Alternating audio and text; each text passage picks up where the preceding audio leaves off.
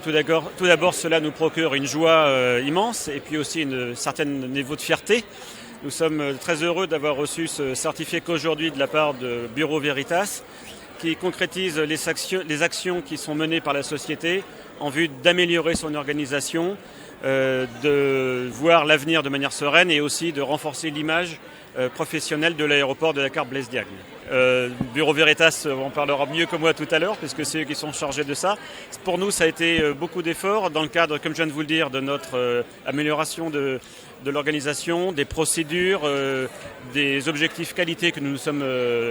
imposés. Et donc cela nous permet de devenir meilleurs jour après jour pour pouvoir servir nos clients qui sont à la fois les compagnies aériennes et les passagers et bien sûr donner une très bonne image à l'aéroport Dakar qui est le principal aéroport du Sénégal. Tout à fait, c'était un très beau cadeau d'anniversaire avec une mention spéciale puisque nous avons fêté samedi dernier nos 2 ans.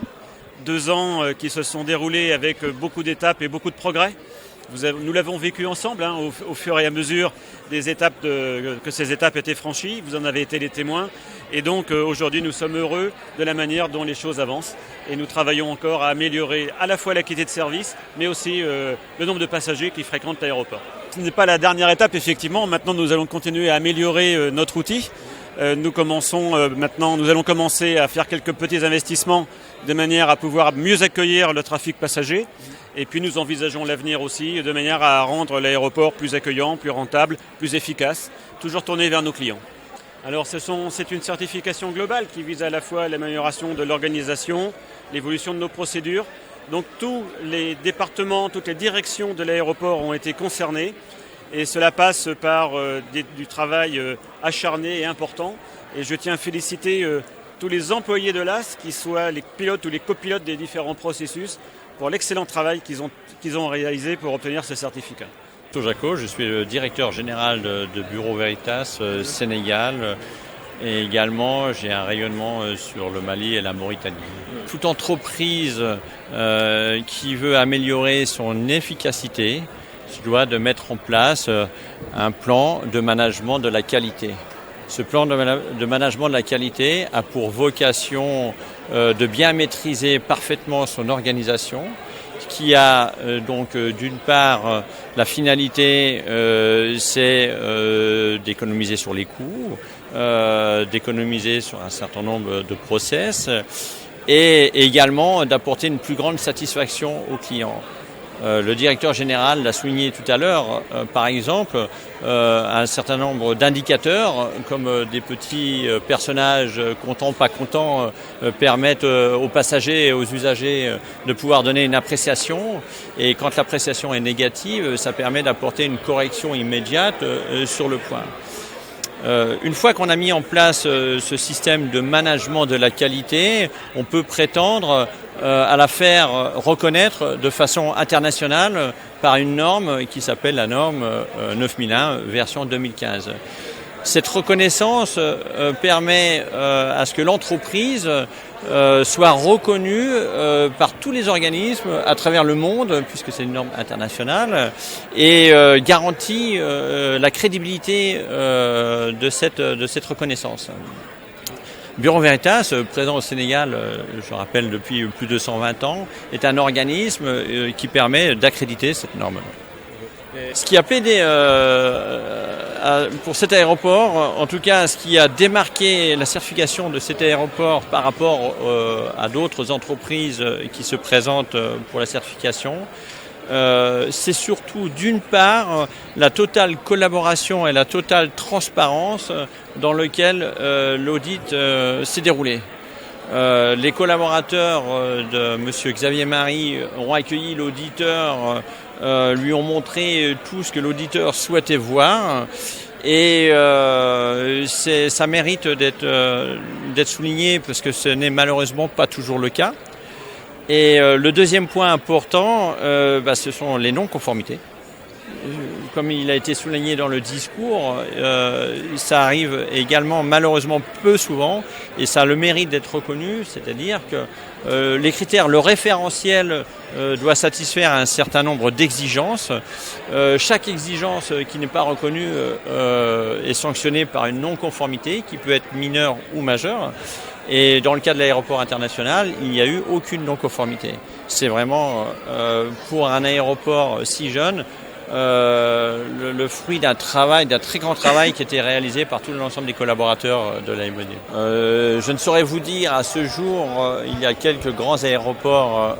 qui sont certifiés. Mais les certificats, en général, sont des aéroports qui sont en opération depuis un certain nombre d'années. Là, la prouesse qui a été réalisée, c'est pour un aéroport qui a seulement 2 ans. C'est vraiment une prouesse qu'il faut mettre en avant et qu'il faut souligner. Il y a un ensemble de critères qui sont multiples, qui concernent la gestion, par exemple, administrative, la gestion des clients, la gestion du personnel. C'est un ensemble de critères assez long et assez lourd à gérer. waaw di sant yàlla rek puisque ginnaaw bu ñu ubbee aéroport bi yàggul bu ñu amee ñaari at am na ko wax léegi cadeau d'anniversaire bu neex la puisque aéroport bi ginnaaw bu ñu ko ubbee tey def na ñaari at waaye boo xoolee ay raay yu ñu ci am dafa bëri léegi ginnaaw bu ñu amee li nga xam ne moo di certification aérodrome ngi dem si benn certification moo di ACA si mbirum environnement tey jii mu nekk benn certification bi nga xam te ne muy ISO 9001 2015 la te si mbirum qualité. tey jii nag ñu ngi ciy kontaan bu baax a baax ñëpp ñi nga xam te ne agent lañ tey si aéroport Dakar Blaise Diagne ak suñu kilifa mi di Xavier Marie mi fi nekk wane na liggéey bu am solo bi nga xam te ñu koy def si aéroport bi si lépp li nga xam te mbirum qualité. tey yéen a ngi fàttaliku aéroport bu ñu ko ubbee ñu bëri naan est-ce que nañ ko mën a toppatoo est-ce que nañ ci mën a am qualité bu am solo est-ce que nañ ci mën a bàyyi xel si ñi nga xam te ñoo di passagers yi maanaam clients yi loolu tey raaya bi wane na ko tey liggéey boobu liggéey bu am solo bu ñu fi def. tey ginnaaw bu ñu tegee li nga xam te moo di comité pour saytu jafe-jafe clients yi si biir comité boobu mu am ñëpp ñi nga xam te ñu ngi yëngu si biir aéroport bi teg nañ ay li nga xam te moo di ay jumtukaay ni ay box smiley yi nga xam te ne dañuy xool ndax passager bi ndax kontaan na ndax kontaanul wala ndax xaw na kontaan ndax yooyu bu ñu ko tegee si liggéey boobu certification bu commencé def na at dañuy saytu lépp li nga xam te ne moo di kuréel bi lu muy liggéey si mbirum administration si mbirum gestion personnelle si mbirum gestion koppar bu ñu lay jox si mbirum gestion clients yi si mbirum gestion passager yi ndax liggéey boobu mu ngi jaar yoon. daanaka tey yàlla may nañu at bu ñu toogee dañuy càmbar di liggéey si mbir boobu auditeurs yi waa Bureau Veritas yi nga xam te ne ñoom si àdduna bi ñoom ñoo ci gën a xarañ si mbirum caytu ñoom ñoo jox ñu raaya boobu tey am nañ kilifa bu mag lu fi nekk muy saytu bureau Mali Sénégal ak Mauritanie mais kilifa bu mag bi moom moo nekk Afrique moom moo fi nekk monsieur Ridi tamit jógee ba Afrique du Sud ñoo jox ñu raaya boobu loolu war na tey niveau bi ak liggéey bu am solo bi nga xamante ni tey aéroport bu ngi koy def te suñu sëriñ Axma Gaye nekk fii te muy caytu lépp li nga xam te moo di mbirum qualité si mbirum Bureau Veritas boobu bu ñu ko tënkee rek moo di ko tey ginnaaw ñaar at bu ñu ubbee aéroport bi am nañu man daanaka raaya bu gën a am solo tey si gestion aéroportuaire parce que tey loo fi mënta am raaya bu dee du client yi bu dee du su passager ñoo ne kontaan naa daanaka amul njëriñ mais tey aéroport woon na ko tey jii kuréel bu rëy la machine bu rëy la wante mu ngi am solo di caytu di xool lépp li nga xamante moo di doxalin bi pour que mën a jaar yoon. certification boobu baax na mais téye ko muy continuer moo gën a jafe ni comme ni nga ko waxee mais loolu suñ directeur général Xavier Marie jox nañu ci ay instructions yu ferme tey boo xoolee am nañ li nga xamante ne moo di comité bi day réunir parce que weer bu ne pour saytu li nga xamante ne moo di jafe-jafe clients yi ñu nga fa LAS mu nga fa AIBD mu nga fa mi moom aéroport bi LAS mi géré gendarmerie police douane restaurant yi chauffeurs yi Sénécartour ñoom ñëpp ñu ngi si biir comité boobu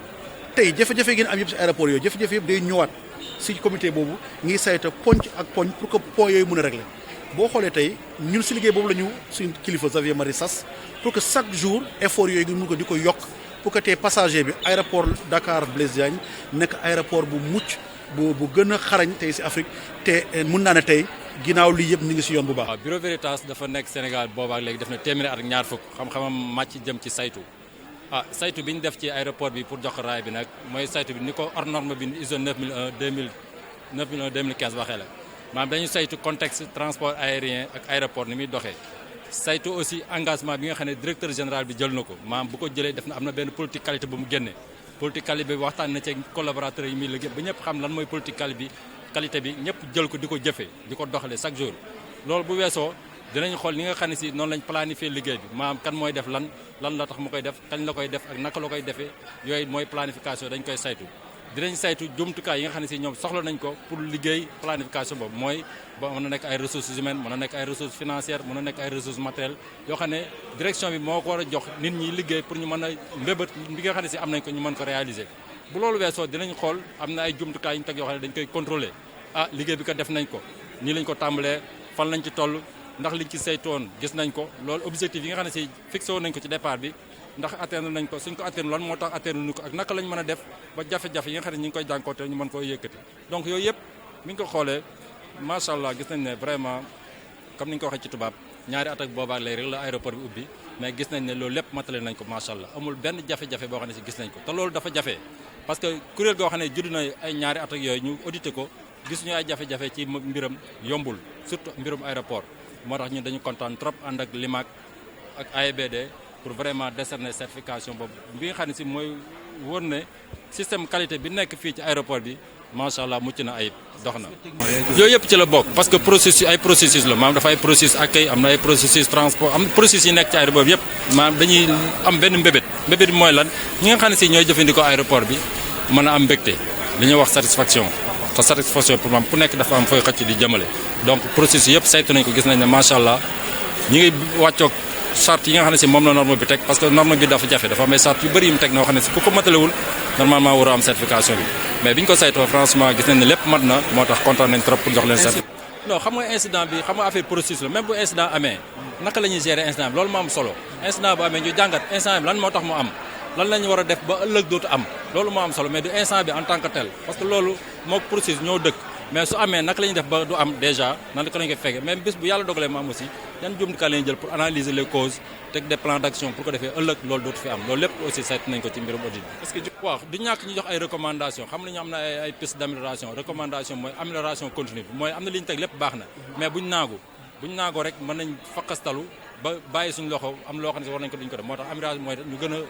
gën a vigilant surtout ci processus yi nga xam ne si audit nañ ko ñu gën a vigilant gën a bàyyi xel bañ a naagu bañ a nelaw comme ça ëllëg duñ ci am benn mbetteel loolu rek mais lépp jaar yoon